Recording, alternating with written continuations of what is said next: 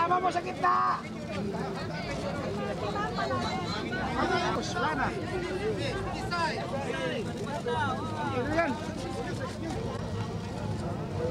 Talaga namin ipahiwatig ang aming paninindigan na kinakailangan ilibing na sa libingan ng mga bayani si Apo Presidente Marcos kasama ng ibang sundalo, kasama ng ibang presidente, kasama ng lahat ng binigyan ng medalya.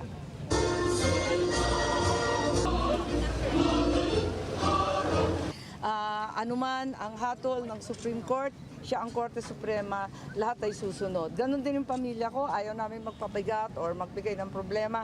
Ang amin lang, sa lahat ng supporters namin, todo dasal muna kami ngayon hanggang bukas, hanggang makaraos ng botohan. Kung sa aming tingin, dakila yung aking ama, si Presidente Ferdinand Marcos, may iba naman na maraming batikos, maraming sinasabi, maraming akusasyon. Sa kabila nito, sa palagay ko, anuman ang aking pagtingin, ano nga ang kanilang opinyon, wag na tayong magdebate. Tulad ng sinabi ng Santo Papa, eto na ang taon, jubilee ng kapatawaran.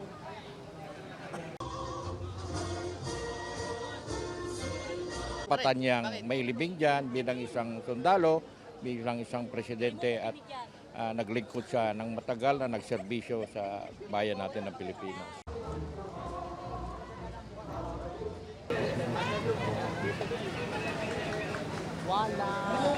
Na may libing na ang ating Pangulo.